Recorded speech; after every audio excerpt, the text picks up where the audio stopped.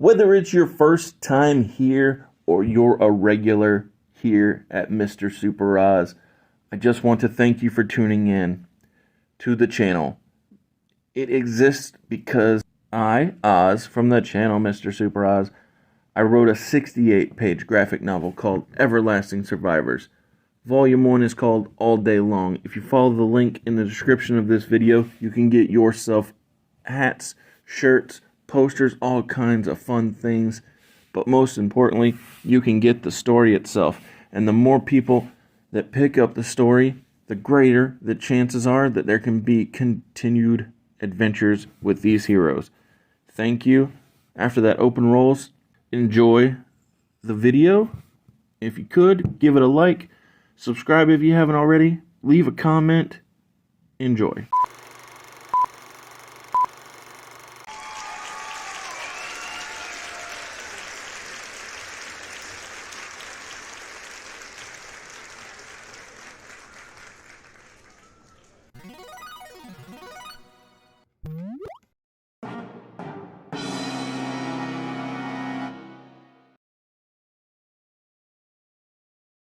Jack Frost from 1998 ran 1 hour, 41 minutes.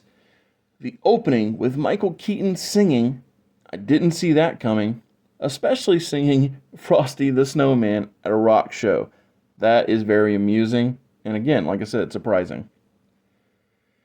If that was unexpected, this is extra surprising. A dude in the crowd holding up his cell phone to show off the band. Very Back to the Future. Listen to this, Marvin. If we can keep up this level of surprise and fun, it's going to be cool. Because I avoided this movie, for quite a long time. Never watching this thing. Because, I don't know, me and holiday films, Christmas movies, I guess holiday works because, I don't really, seek out Halloween stuff either, generally speaking, so I don't know. I look forward to seeing if the movie can keep up its intrigue. We hear on the radio that this movie is happening in Colorado because the station is playing a song from last night's show in Denver, Colorado. I've never been to Colorado other than waiting at an airport for a connecting flight, but my goodness, they have a ton of snow. And we meet kids having a humongous snowball fight. Possibly the biggest fight ever. I'm not sure, but it's big stuff happening. The lead kid on the good guy, or good kid side, it must be Jack's kid. He tells the other kids, to stop an army, we have to take out the general. It's good writing. My assumption was correct, and the intelligent kid is little Charlie Frost, Jack Frost's son. Jack Frost being Michael Keaton, who is the lead singer of the band that we already met. The volume of snow in this movie keeps blowing my mind. It's just, I feel like I'm going to go blind when the glare from the snow hits me in the eyes, because that's how it goes in real life. Michael Keaton is so rangy. Whether it is the spooky comedy of Beetlejuice, both serious and sophisticated when it comes to Bruce Wayne / Batman in 1989. Also the great villainousness of the character, both in RoboCop and the original one. Or no, the reboot, not the original, I mean. And the villainousness of Spider-Man Homecoming? Yeah. This father character is not like any of those. He is just so endearing. A man who loves his wife and son and is pursuing his dream. I like this Jack character. Charlie and Jack building a snowman is it's real feel good stuff. The whole family is cool. I like how Jack and Gabby, his wife, are so good with Charlie, their son. I wish that my father and I had a closer relationship. Charlie's dad giving him a magical harmonica, according to him, and saying, whenever you play it, I'll hear is extra fun because Charlie is of an age where he certainly doesn't believe in things being magical.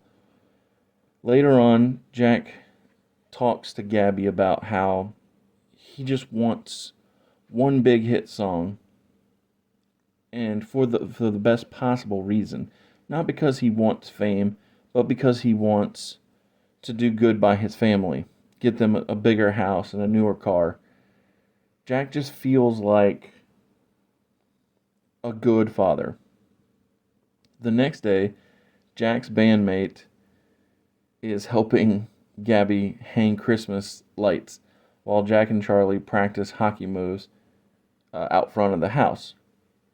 Regarding hockey, we meet Charlie's hockey coach, Sid, who is played by Henry Rollins, and completely off the subject. It just jumps into my head how Henry Rollins was the inspiration for Kobe Lopez's wrestling name when he signed with the WWE, that being Seth Rollins. And once my mind got down that rabbit hole, I started thinking about how his Kobe Lopez's prior name, Tyler Black, probably came from Henry Rollins' band, Black Flag. I'm not sure why I'm talking about this, but it just felt right for the moment, even though it's irrelevant to the movie. Jack missed Charlie's hockey game with their arch rivals, the Devils, and Charlie's mom is upset with Jack, not specifically for missing the game, but for giving their son the impression that he'd make it when he shouldn't have. She knew what she was getting into when she married a music man, but Charlie didn't have a choice in this, and Gabby just wants Jack to think before he makes promises. And so Jack apologizes to his son, but Charlie wants his dad and not an apology. Jack promises the family a Christmas trip, and I see red flags popping up. Mom says, don't make promises you can't keep, and then the dad makes a new promise. This does not feel like it's a promise that will be kept, because I know how movies go, and, sometimes how real life goes. Because the mom was accurate when she said not to make big promises. When the morning comes for the family to take off on this Christmas trip, Jack gets a call from a recording company, and Jack and his bandmates need to make a Christmas party to show off to a big executive so that they can get signed. Gabby is a smart adult, and she's trying to help Jack figure it all out. But Charlie, being a kid, I think 11 they said, he's hurt, and he just deals with the hurt of his dad breaking his promise again in a very childlike way when Charlie gives back the harmonica that his father had given him, feeling as though that there's no need for him to have this gift when his father can't follow through. It's unpleasant, but also understandable that Charlie seems broken by this opportunity that has been thrust upon his father. As Jack and his band are on their way to the big gig, Jack has the awakening and realizes that his family is more important than this offer being given to the band. But the funny thing is the band was always on the side of Charlie and Gabby and knew that they shouldn't be doing this. And so when Jack has Mac pull over the car and the van then follows, the one with the instruments and the rest of the band in it, they they understand and they give the keys to the car to Jack, and everybody else just gets in the van with the equipment. While on his way to his family, Jack crashes the car and dies. The movie jumps 1 year later, and I worry that this time jump might be a mistake. Hopefully I'm wrong, because they've been hitting on all cylinders so far, but I always worry about jumping 1 year later when possibly staying with the pain could be the better choice. I mean, in this particular case, sometimes staying with the pleasure might be the right choice, but I worry about the the time jump when something so big has gone down. We'll see.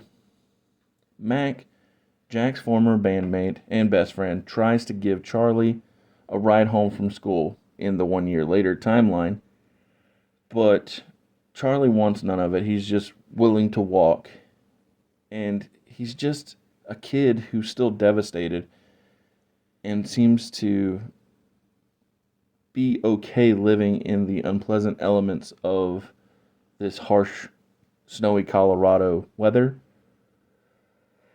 Uh, we meet once again the lead general of the bully kids, and the other kids who are his underlings say that it's no longer fun to pick on Charlie because of his messed up state of mind. When Charlie gets home, he's trying to get the house ready for his mom to come home from work. He's shoveling a ton of snow because that's just what we do here in Colorado, I reckon. And the second he begins to make some sort of progress, it all becomes the efforts are pointless because a snowplow recovers the driveway. When his mom shows up, Charlie just seems so broken. They both break down crying in this heavy snow, and it's sad, but understandable because Charlie's, I don't know, 11 or 12, and his mom's now doing everything alone. Later that night, while Mac, Jack's old bandmate, is over, he tells Charlie that his dad played music with the band that they're watching on TV. And Charlie says, nice to know that he had time for someone. It's harsh, but accurate from the kid's perspective. When Mac falls asleep, Charlie goes outside and builds a snowman, all by himself. It's nice, but it's also another thing that gets to Charlie because he starts crying, remembering that the last time that he had built a snowman was with his dad. After he has this flood of memories, Charlie plays that magic harmonica his dad had given him, and he looks at the harmonica. It turns out that maybe it was magic after all because Jack Frost's soul or spirit, his essence, enters the snowman that's outside. And the craziest thing is that Jack is so glad to be home, not knowing that he's a snowman, that he tries to get in, and it scares Charlie. Charlie and Jack both, when they realize that Jack is a snowman, they both scream, and it's good stuff. This movie quickly lightens the mood when Chester, the family's dog, pees on Jack, the snowman, and then Chester steals one of Jack's arms that are made of tree branches. I find it interesting and also possibly a really good idea that they went to the lighthearted route because, man, if we'd have stayed in all the devastation, both of Jack realizing he's dead and, Charlie mourning the loss of his father while also having the spirit of his father in a snowman, it probably would have been a big bummer. While Jack, the snowman, is trying to get his arm back from the dog, he gets run over by the same plow truck that had made Charlie's efforts to to shovel the snow out front pointless. And this dude doesn't even realize that he hit a living snowman because he's jamming to the radio so inattentively. Regardless of whether the snowman stays together or is taken apart by the plow truck, Jack's consciousness is still here. And it's interesting to see because what would happen if, I don't know, it quickly got warm and all the snow got destroyed and would he be just a puddle of water with a man's consciousness in it? I don't know. I mean, I guess that's the upside about being in Denver, Colorado, where there's very cold and lots of snow. Gabby comes home from Christmas shopping. That's the reason Mac was over watching Charlie. And she's happy to see that Charlie made a snowman, and she thinks he might finally be coming out of this funk that he's in and coming to grips with his father's death. But she's not happy that she has to struggle to get in the house. She doesn't understand it until she does get in, and we see that Charlie built a barricade because he was so freaked out by the snowman that he had made has now come to life. Jack is super frustrated with himself for being what he considers a bad husband and father when he sees that his wife is still struggling with the sink drain having issues and realizing that he should have been home more. But he put his band first, you know, obviously for what he considered to be the right reason when he was alive, but now he's seeing the mistakes that he made. Henry Rollins is back, and Sid is freaked out because he sees a talking snowman, and it's a lot of fun.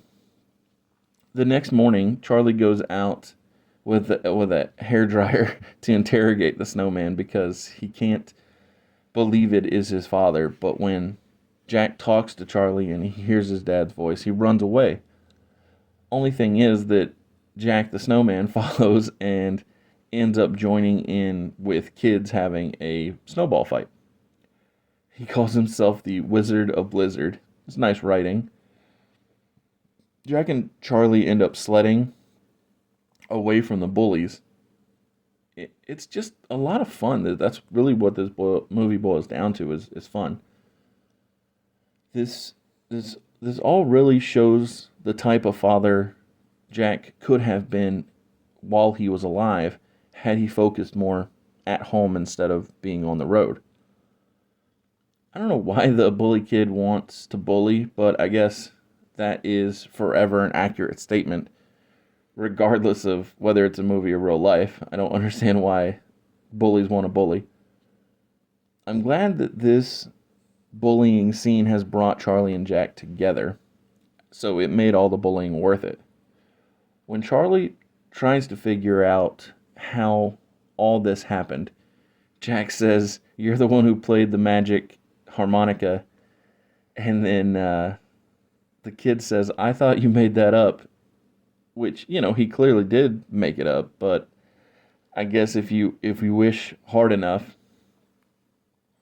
so or some such logic is just the way they're going about it. When Gabby gets home from work, Charlie has all the windows open in the house and is trying to keep the snowman, his dad, from melting. He's Jack is hiding in the pantry while the mom questions Charlie, and somehow the snowman makes his way outside quicker than it feels possible. But the thing is, I'm already sold on the movie, so you can do little things like that don't make sense, and I'll just let it slide because I'm having a good time. While outside, Snowman Dad is watching his son watch Frosty the Snowman on TV, and it is surprising to me that Jack hasn't spoken with his wife, and I feel like we can't go the whole movie without Jack talking to Gabby. That just wouldn't be right. The next day, when Charlie goes to town, he is dragging his dad around on a sleigh, and Gabby is told about it, but she's in denial, so much so that she goes to Mac and asks him for help with Charlie. One thing I hate is feeling jealous of Charlie. He's having a good time with his dead father, and I struggle to remember, I don't know, positive good times with my father. Like, according to my dad, he was angry because he was tired, but I don't know, much like Jack, it just feels like if you can't be happy because you're tired, so you can't be happy.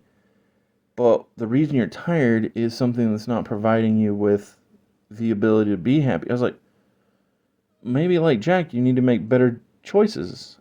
I don't know. I just I value positivity and anyway, back to the movie. Mac trying to figure out what is up with Charlie, but he wouldn't know how to deal with this. It's a very unbelievable situation. The interesting thing is it's almost as if Charlie is better at helping Mac deal with the loss of his best friend than Mac is at helping Charlie.